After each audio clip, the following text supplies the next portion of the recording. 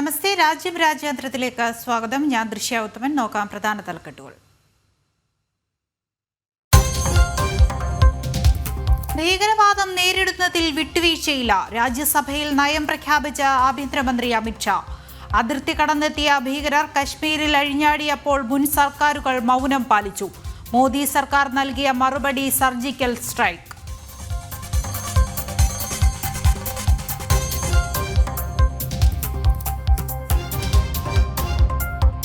RSS ശാഖകളുടെ എണ്ണത്തിൽ വൻ വർധന. ശാഖകളുടെ എണ്ണം 83,129 ഉയർന്നെന്ന് അഖില ഭാരതീയ പ്രതിനിധി സഭ. ഒരു വർഷത്തിനിടെ 10,012 ശാഖകൾ കൂടിയെന്ന അഖില ഭാരതീയ പ്രതിനിധി സഭയിലെ വാർഷിക റിപ്പോർട്ട്.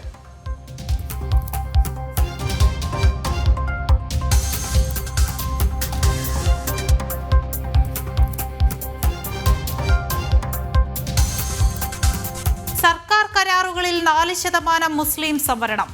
ബിൽ പാസാക്കി കർണാടക നിയമസഭ. ഭരണഘടനാ വിരുദ്ധമെന്ന BJP.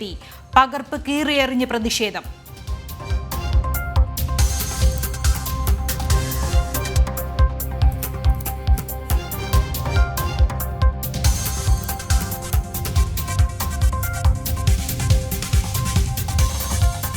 വീട്ടിൽ നോട്ടുകെട്ട. ഡൽഹി ഹൈക്കോടതി ജഡ്ജിയെ അലഹബാദിലേക്ക് മാറ്റി സുപ്രീം കോടതി കൊളീജിയം. പ്രതിഷേധവുമായി ബാർ അസോസിയേഷൻ. കണക്കിൽപ്പെടാത്ത 15 കോടി രൂപ കണ്ടെത്തിയത് ജസ്റ്റിസ് യശ്വന്ത് വർമ്മയുടെ വീട്ടിൽ തീയണക്കാനെത്തിയ അഗ്നിശമന സേന.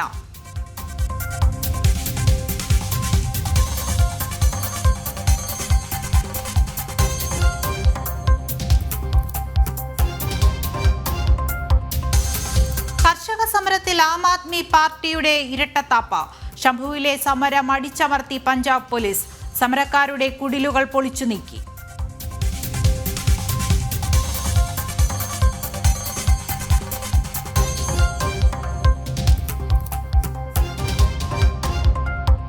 രാജ്യവിരുദ്ധ പരാമർശം നടത്തിയെന്ന് പരാതി. രാഹുലിന് സംഭൽ കോടതി നോട്ടീസ്. ഏപ്രിൽ 4 ഹാജരാകണം. പാക് ഹൈക്കമ്മീഷന്റെ ഇഫ്താർ വിരുന്നിൽ പങ്കെടുത്ത മണിശങ്കർ അയ്യർ. കോൺഗ്രസ് നേതാവിനെതിരെ ജനരോക്ഷം ശക്തം.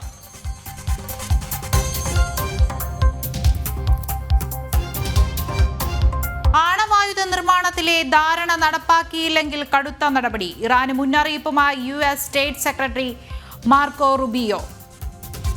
മുന്നറിയിപ്പ്. ഇറാൻ വൻതോതിൽ ആണവായുധം ശേഖരിക്കുന്നുവെന്ന റിപ്പോർട്ടുകളുടെ പശ്ചാത്തലത്തിൽ.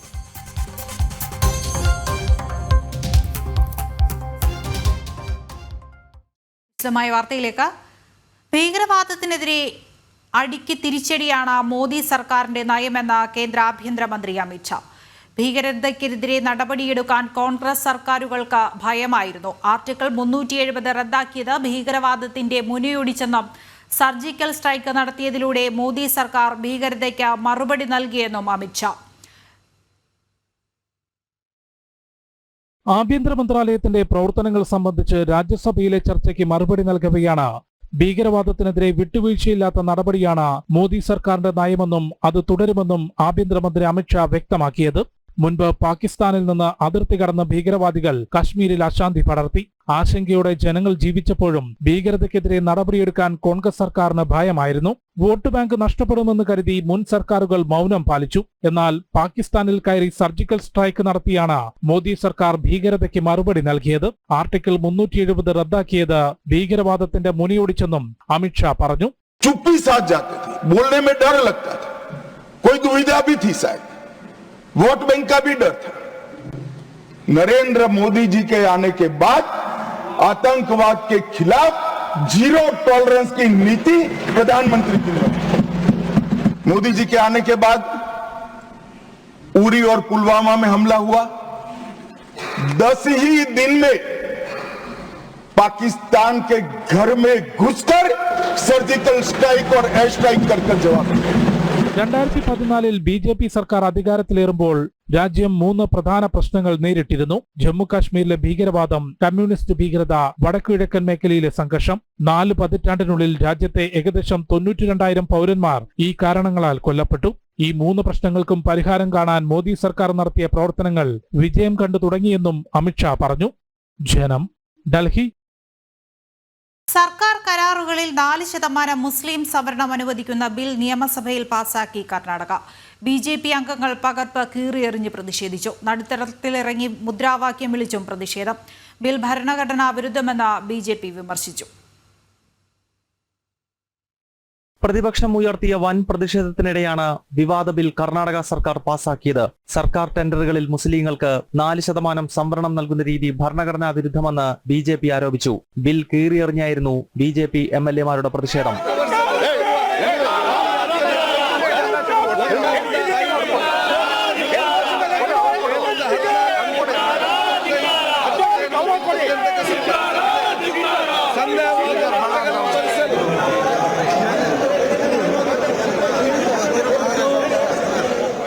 സിദ്ധരാമയ്യ സർക്കാരിനെ വിമർശിച്ച് BJP-യുടെ ദേശീയ നേതൃത്വവും രംഗത്തെത്തി. നെഹ്റുവിന്റെ പ്രീണന നയം രാഷ്ട്രത്തെ വെട്ടിവിഭജിച്ചു. ഇന്ന് രാഹുൽ ഗാന്ധി ജിഹാദികളെ പ്രീണിപ്പിക്കുന്നതായി BJP വക്താവ് സാംബിത് പാത്ര വിമർശിച്ചു. नेहरू जी की महत्वाकांक्षा की I should be the prime minister of the country, मुझे राष्ट्राध्यक्ष बनना है, उसके लिए भारत मां के टुकड़े किए गए, बांटे गए और आज राहुल गांधी उन्हीं के पद चिन्हों पर चलते हुए जो आज 4% से शुरू हुआ है, ये कहना अतिशयोक्ति नहीं होगा कि कल 100% करने की मनसा इन लोगों के अंदर है. കർണാടക നിയമസഭയിൽ കോൺഗ്രസ് നടത്തിയത് കോൺട്രാക്ട് ജിഹാദ് എന്ന് സംബിത് പാത്ര പറഞ്ഞു. സിദ്ധരാമയ്യ സർക്കാരിന്റെ ബജറ്റിൽ മുസ്ലിങ്ങൾക്കായി നിരവധി പദ്ധതികൾ ഉൾപ്പെടുത്തിയിരുന്നു. ഇതുകൂടാതെയാണ് സർക്കാർ ടെൻഡറുകളിലും മുസ്ലിങ്ങൾക്ക് 4% സംവരണം കൂടി അനുവദിച്ചത്. ജനം, ഡൽഹി. RSS ശാഖകളുടെ എണ്ണത്തിൽ വൻ വർധനയെന്ന് അഖില ഭാരതീയ പ്രതിനിധി സഭ. ഒരു വർഷത്തിനിടെ രാജ്യത്ത് 10,012 ശാഖകൾ കൂടിയെന്ന് പ്രതിനിധി സഭയിലെ വാർഷിക റിപ്പോർട്ട്. നിത്യശാഖകളുടെ എണ്ണം 83,129 ഉയർന്നു. ഇതോടെ രാജ്യത്താകെ ശാഖകളുടെ എണ്ണം 1,27,367. സർക്കാരിവാഹ് ദത്താത്രേയ ഹൊസബളയാണ് വാർഷിക റിപ്പോർട്ട് അവതരിപ്പിച്ചത്. രാജ്യത്ത് 51,710 സ്ഥലങ്ങളിൽ സംഘപ്രവർത്തനം നടക്കുന്നു.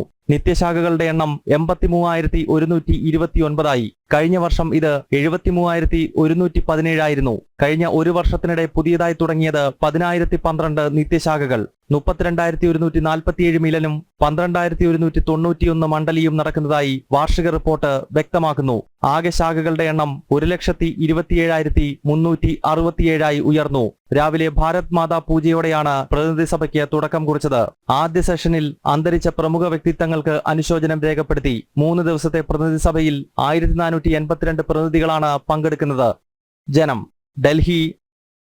ഇപ്പോൾ കൂടുതൽ വിവരങ്ങളുമായി ഡൽഹിയിൽ നിന്ന് ഗൗതം അനന്തനാരായണൻ ചേരുന്നുണ്ട്. ഗൗതം, അഖില ഭാരതീയ പ്രതിനിധി സഭയുടെ വാർഷിക റിപ്പോർട്ടിൽ എന്തൊക്കെയാണ് കൂടുതലായി വ്യക്തമാക്കിയിരിക്കുന്നത്?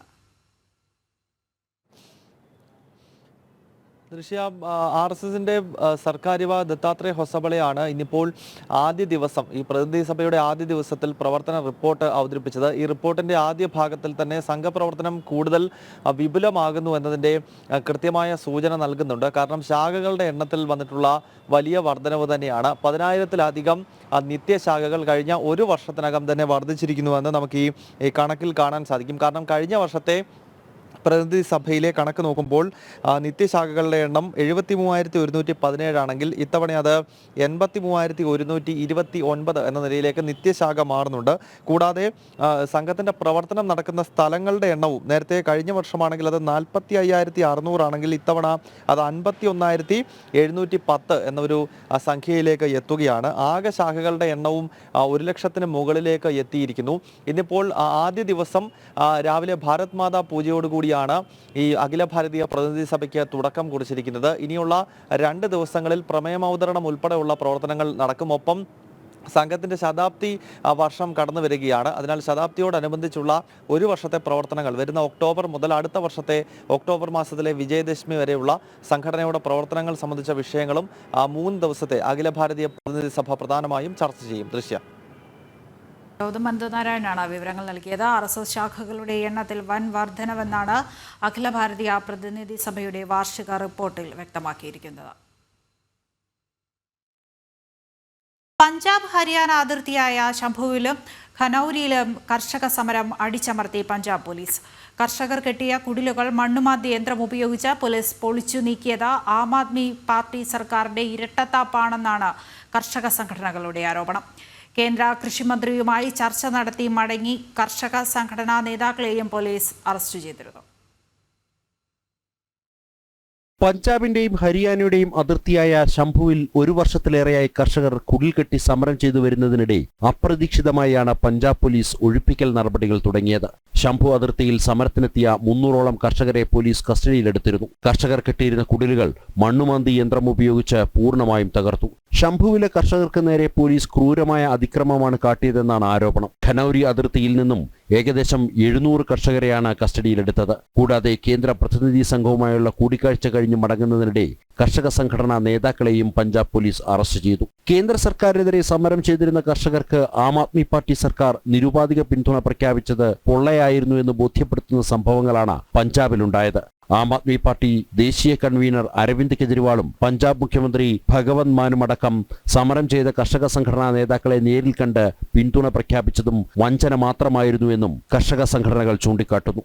അതേസമയം മുൻകൂർ നോട്ടീസ് നൽകിയ ശേഷമാണ് ഒഴിപ്പിക്കൽ നടപടികൾ ആരംഭിച്ചതെന്നാണ് പഞ്ചാബ് പോലീസിന്റെ വിശദീകരണം. ജനം, ഡൽഹി. നാഗ്പൂർ കലാപത്തിൽ ബംഗ്ലാദേശ് ബന്ധം കണ്ടെത്തി മഹാരാഷ്ട്ര പോലീസ്. 97 വ്യാജ വാർത്തകൾ സമൂഹമാധ്യമങ്ങൾ വഴി പ്രചരിപ്പിച്ചതിൽ കൂടുതലും ബംഗ്ലാദേശ് IP അഡ്രസ്സിൽ നിന്നാണെന്ന് സൈബർ സെൽ വിഭാഗം സ്ഥിരീകരിച്ചു. ഔറംഗസീബുമായി ബന്ധപ്പെട്ട വിവാദങ്ങൾക്ക് പിന്നാലെ നാഗ്പൂരിൽ നടന്ന കലാപത്തിൽ ഉൾപ്പെടെ 200 പേരെ നാഗ്പൂർ പോലീസ് ഇതുവരെ തിരിച്ചറിഞ്ഞു. ഹിന്ദുക്കൾ സംഘടിച്ച് ഖുറാൻ കത്തിച്ചു എന്ന തലത്തിലടക്കം 97 വ്യാജ വാർത്തകളാണ് നാഗ്പൂർ കലാപത്തിലേക്ക് നയിച്ചതെന്ന് പോലീസ് പറയുന്നു. വ്യാജ വാർത്തകൾ പ്രചരിപ്പിച്ച ഫേസ്ബുക്ക് അക്കൗണ്ടുകൾ പരിശോധിച്ചതുവഴി ബംഗ്ലാദേശ് ബന്ധമാണ് നാഗ്പൂർ പോലീസിന്റെ സൈബർ വിഭാഗം കണ്ടെത്തിയത്. വ്യാജ വാർത്തകൾ മിക്കതും പ്രചരിച്ചത് ബംഗ്ലാദേശ് IP അഡ്രസ്സുള്ള കമ്പ്യൂട്ടറുകളിൽ നിന്നാണെന്നും സ്ഥിരീകരിച്ചു. സാമൂഹ്യ മാധ്യമങ്ങൾ വഴി വ്യാജ വാർത്തകൾ പ്രചരിപ്പിച്ചതും അത് കലാപത്തിലേക്ക് വഴിവെച്ചതുമായി ബന്ധപ്പെട്ട 4 FIRകൾ പോലീസ് രജിസ്റ്റർ ചെയ്തു. കലാപത്തിൽ പങ്കെടുത്ത 100 കണക്കിന് പേരെ തിരിച്ചറിഞ്ഞു. ഇവരിലൂടെ 1000-ലധികം കലാപകാരികളെ കണ്ടെത്താനാകുമെന്നാണ് പോലീസ് കരുതുന്നത്. 18 ടീമുകളായി തിരിഞ്ഞ് ഇതിനായുള്ള അന്വേഷണം പുരോഗമിക്കുന്നു. മാർച്ച് 17 രാത്രിയിലാണ് നാഗ്പൂരിൽ തീവ്ര ഇസ്ലാമിസ്റ്റുകൾ കലാപം അഴിച്ചുവിട്ടത്. 30-ലധികം പോലീസുകാർക്ക് പരിക്കേറ്റു. വാഹനങ്ങൾ അടിച്ചു തകർക്കുകയും അഗ്നിക്കിരയാക്കുകയും ചെയ്ത അക്രമികൾ ഇത്തരം മതസ്ഥരുടെ സ്ഥാപനങ്ങൾക്ക് തീയിട്ടു. മൈനോറിറ്റീസ് ഡെവലപ്മെന്റ് പാർട്ടി നേതാവ് ഫഹീം ഷമീം ഖാനാണ് കലാപത്തിന്റെ സൂത്രധാരനെന്ന് കണ്ടെത്തിയ പോലീസ് ഇയാളെ അറസ്റ്റ് ചെയ്തിരുന്നു. ജനം, ഡൽഹി. കർണാടകയിൽ 18 MLA-മാരെ നിയമസഭയിൽ നിന്ന് സസ്പെൻഡ് ചെയ്തു. ഹണി ട്രാപ്പ് വിഷയത്തിൽ പ്രതിഷേധിച്ച MLA-മാരാണ് സ്പീക്കർ സസ്പെൻഡ് ചെയ്തത്. 6 മാസത്തേക്കാണ് സസ്പെൻഷൻ. വിവരങ്ങളുമായി ഗൗതം ചേരുന്നുണ്ട്. ഗൗതം, എന്തൊക്കെയാണ് കൂടുതൽ വിശദാംശങ്ങൾ? കർണാടകയിൽ അരങ്ങേറിയത് ഒന്ന് ഈ കോൺട്രാക്ട് തൊഴിലിൽ ഉൾപ്പെടെ ഈ സർക്കാർ കോൺട്രാക്റ്റിൽ മുസ്ലിങ്ങൾക്ക് 4% സംവരണം നൽകുന്ന ബില്ല് പാസാക്കിയതുമായി ബന്ധപ്പെട്ട് വലിയ പ്രതിഷേധം ആദ്യം BJP MLA-മാരുടെ ഭാഗത്ത് നിന്നുണ്ടായി. അതോടൊപ്പം തന്നെയാണ് മറ്റൊന്ന് ഹണി ട്രാപ്പ് വിവാദം ഇപ്പോൾ കർണാടക രാഷ്ട്രീയത്തിൽ കത്തിപ്പടരുകയാണ്. കാരണം കഴിഞ്ഞ ദിവസം കർണാടക നിയമസഭയിൽ കർണാടക കോൺഗ്രസ് മന്ത്രി രാജണ്ണ ഒരു പ്രസ്താവന നടത്തിയിരുന്നു. അതായത് ഏതാണ്ട് 48ഓളം പ്രമുഖ നേതാക്കൾ, വിവിധ രാഷ്ട്രീയ പാർട്ടികളിലെ കേന്ദ്ര നേതാക്കൾ ഉൾപ്പെടെ ഹണി ട്രാപ്പിൽ പെട്ടുകിടക്കുകയാണ് എന്നൊരു പ്രസ്താവനയാണ് ഈ കോൺഗ്രസ് മന്ത്രിയുടെ ഭാഗത്ത് നിന്ന് ഉണ്ടായത്. ഇതേപ്പറ്റി വിശദീകരിക്കണം എന്നാവശ്യപ്പെട്ടുകൊണ്ട് BJP MLA-മാർ ബഹളം വയ്ക്കുകയായിരുന്നു. ഇതേ തുടർന്നാണ് കർണാടക നിയമസഭാ സ്പീക്കർ UT ഖാദർ ഇപ്പോൾ 18 BJP-യുടെ MLA-മാരെ സസ്പെൻഡ് ചെയ്തിരിക്കുന്നത്. 6 മാസത്തേക്കാണ് ഈ സസ്പെൻഷൻ നടപടി. ദൃശ്യ ഗൗതമാണ് വിവരങ്ങൾ നൽകിയത്. കർണാടകയിൽ 18 MLA-മാരെയാണ് നിയമസഭയിൽ നിന്ന് സസ്പെൻഡ് ചെയ്തിരിക്കുന്നത്. ഹണി ട്രാപ്പ് വിഷയത്തിൽ പ്രതിഷേധിച്ച MLA-മാരാണ് 6 മാസത്തേക്ക് സസ്പെൻഡ് ചെയ്തിരിക്കുന്നത്. ആണവായുധ നിർമ്മാണം സംബന്ധിച്ച ധാരണയിലെത്തിയില്ലെങ്കിൽ ഇറാനെതിരെ നടപടിയെടുക്കുമെന്ന് മുന്നറിയിപ്പ് നൽകി US state secretary Marco Rubio. ആണവായുധ ധാരണ 2 മാസത്തിനുള്ളിൽ ആണവ വ്യവസ്ഥകൾ നടപ്പാക്കണമെന്ന് ട്രംപ് അന്ത്യശാസനം നൽകി കത്ത് അയച്ചിരുന്നു. ഇതിൽ തീരുമാനമെടുത്തില്ലെങ്കിൽ കടുത്ത നടപടി ഉണ്ടാകുമെന്നാണ് ഇപ്പോൾ US മുന്നറിയിപ്പ് നൽകിയിരിക്കുന്നത്. വിവരങ്ങളുമായി ഐസൻ ജോസ് ചേരുന്നുണ്ട്. ഐസൻ, എന്തൊക്കെയാണ് വിശദാംശങ്ങൾ? ഇറാൻ ആണവായുധ ശേഖരം നടത്തിയതിൻ്റെ പശ്ചാത്തലത്തിലാണ് ഇപ്പോൾ US മുന്നറിയിപ്പ് നൽകിയിരിക്കുന്നത്. ഇതിൽ ഇറാന്റെ ഭാഗത്ത് നിന്ന് എന്തെങ്കിലും മറുപടി ലഭ്യമായിട്ടുണ്ടോ? ദൃശ്യ ഇറാന്റെ ഭാഗത്തുനിന്ന് ഇക്കാര്യത്തിൽ ഒരു ക്രിയാത്മകമായതോ അല്ലെങ്കിൽ ഒരു അനുകൂലമായതോ ആയ നിലപാടല്ല ലഭിച്ചിരിക്കുന്നത് എന്ന് തന്നെയാണ് മനസ്സിലാക്കാൻ സാധിക്കുന്നത്. നിലവിലെ സാഹചര്യത്തിൽ ഇറാൻ ഇക്കാര്യത്തിൽ ഒരു നിഷേധാത്മകമായ നിലപാട് തന്നെയാണ് സ്വീകരിച്ചിരിക്കുന്നത് എന്നാണ് പ്രാഥമികമായി നിരീക്ഷിക്കാൻ സാധിക്കുന്നത്. എങ്കിലും ഇക്കഴിഞ്ഞ ദിവസം ബുധനാഴ്ച അയച്ച കത്ത് 2 മാസത്തിനകം ഇത്തരത്തിലുള്ള ആണവ ആയുധങ്ങൾ നിർമ്മിക്കുന്നത് സംബന്ധിച്ച് കൃത്യമായ നിയന്ത്രണം കൊണ്ടുവരുന്നതിനുള്ള ധാരണയിലെത്തണമെന്നാണ് അമേരിക്ക ഒരു അന്ത്യശാസനം നൽകിയിരിക്കുന്നത്. ഇത് സംബന്ധിച്ച് 2 മാസത്തിനുള്ളിൽ തീരുമാനമെടുക്കണം, അല്ലെങ്കിൽ അന്തിമമായ ഒരു തീരുമാനം ഉണ്ടാകണമെന്ന ഒരു ആവശ്യമാണ് അമേരിക്ക മുന്നോട്ട് വെച്ചിരിക്കുന്നത്. അത്തരം ഒരു ആവശ്യം മുന്നോട്ട് വെച്ചിട്ടുള്ളത് ഏതെങ്കിലും തരത്തിൽ 2 മാസത്തിന് ശേഷമുള്ള റിവ്യൂ സമയത്ത് ലംഘിക്കപ്പെട്ടു എന്ന് കണ്ടെത്തുകയാണെങ്കിൽ കടുത്ത നടപടി പ്രസിഡന്റിന്റെ ഭാഗത്തു നിന്നുണ്ടാകുമെന്നാണ് മാർക്കോ റൂബിയോ ഇന്ന് വ്യക്തമാക്കുകയും ചെയ്തത്. നമുക്കറിയാവുന്നതാണ്, യുറേനിയം 60 കൃത്യമായി വലിയ തോതിൽ ഉത്പാദിപ്പിച്ച് വൻ തോതിൽ ആയുധങ്ങൾ നിർമ്മിക്കാനുള്ള ഒരു നീക്കം ഇറാന്റെ ഭാഗത്തു നിന്നുണ്ടാകുന്നുണ്ട്.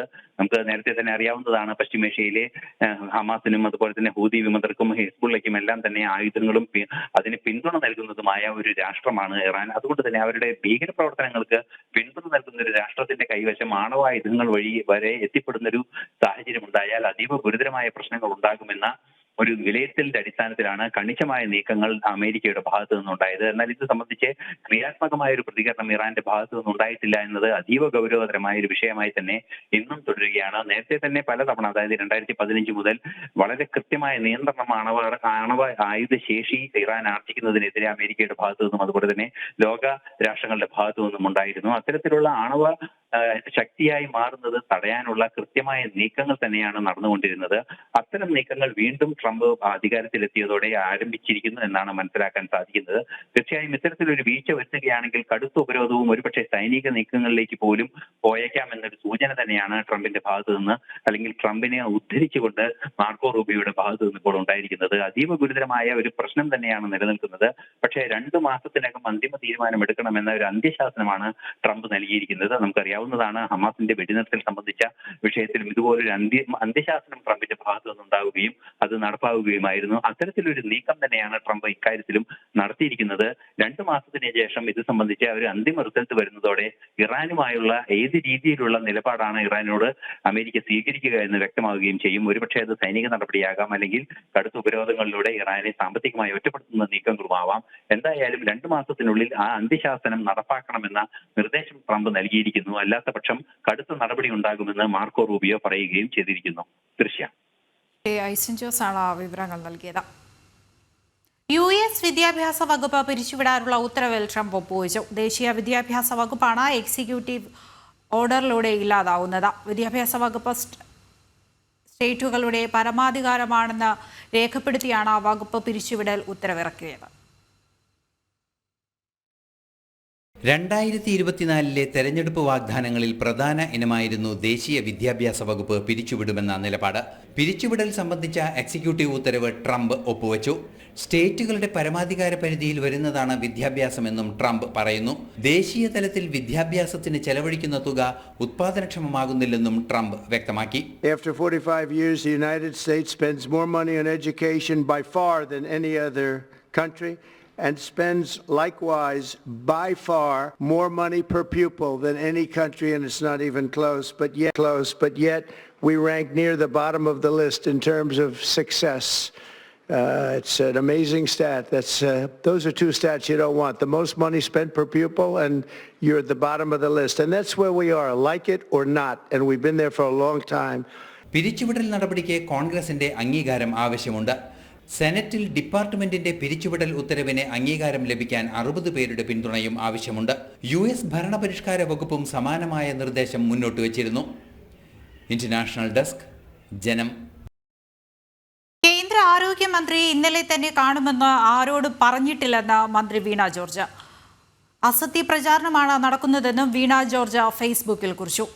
അതേസമയം കൂടിക്കാഴ്ചയ്ക്ക് അനുമതി ചോദിച്ചുകൊണ്ടുള്ള കത്ത് ലഭിച്ചത് ബുധനാഴ്ച രാത്രി എന്നാണ് കേന്ദ്ര ആരോഗ്യ മന്ത്രാലയം വ്യക്തമാക്കുന്നത്. അടുത്ത ആഴ്ച കേന്ദ്ര ആരോഗ്യമന്ത്രിയെ കാണാൻ വീണ ജോർജിന് അവസരം ലഭിച്ചേക്കുമെന്നാണ് ആരോഗ്യ മന്ത്രാലയം നൽകുന്ന സൂചന. ആശമാരുടെ പ്രശ്നങ്ങൾ കേന്ദ്രമന്ത്രിയുമായി ചർച്ച ചെയ്യാനെന്ന വ്യാജേനയാണ് ആരോഗ്യമന്ത്രി വീണ ജോർജ് ഡൽഹിയിലെത്തിയത്. ആദ്യം മാധ്യമങ്ങളോട് പ്രതികരിക്കാതിരുന്ന വീണ ജോർജ് പിന്നീട് കേന്ദ്ര ആരോഗ്യമന്ത്രി JP നദ്ദയുമായി കൂടിക്കാഴ്ചയ്ക്ക് അവസരം തേടിയിട്ടുണ്ടെന്ന് വ്യക്തമാക്കി. എന്നാൽ മന്ത്രിയുടെ ഡൽഹി സന്ദർശനത്തിന്റെ യഥാർത്ഥ ഉദ്ദേശം ആശമാരുടെ പ്രശ്നങ്ങളായിരുന്നില്ല. ഡൽഹിയിലെത്തിയ ക്യൂബൻ സംഘത്തെ സന്ദർശിക്കുകയായിരുന്നു ലക്ഷ്യം. സംഭവം വിവാദമാകുമെന്ന് കണ്ടതോടെയാണ് യാത്ര ആരംഭിക്കുന്നതിന്റെ അവസാന നിമിഷം കേന്ദ്രമന്ത്രിയുമായുള്ള കൂടിക്കാഴ്ചയ്ക്ക് അവസരം തേടി Delhi Kerala house resident commissioner വഴി ആരോഗ്യ മന്ത്രാലയത്തിന് കത്ത് നൽകുന്നത്. കൂടിക്കാഴ്ചയ്ക്ക് അനുമതി ചോദിച്ചുകൊണ്ടുള്ള കത്ത് ലഭിച്ചത് ബുധനാഴ്ച രാത്രി എന്നാണ് കേന്ദ്ര ആരോഗ്യ മന്ത്രാലയം അറിയിച്ചത്. പാർലമെന്റ് സമ്മേളനം നടക്കുന്നതിനാലാണ് കൂടിക്കാഴ്ചയ്ക്ക് ഉടൻ അനുമതി നൽകാൻ കഴിയാഞ്ഞത്. അതേസമയം ഇന്നലെ കേന്ദ്ര ആരോഗ്യമന്ത്രിയെ കാണുമെന്ന് ആരോടും പറഞ്ഞിട്ടില്ലെന്നാണ് മന്ത്രി വീണ ജോർജ് ഫേസ്ബുക്ക് പോസ്റ്റിൽ പറയുന്നത്. അസത്യ പ്രചരണമാണ് നടക്കുന്നതെന്നും മന്ത്രി ആരോപിച്ചു. ജനം, ഡൽഹി. രാജീവ് രാജേന്ദ്രൻ സമാപിക്കുന്നു. നമസ്തേ.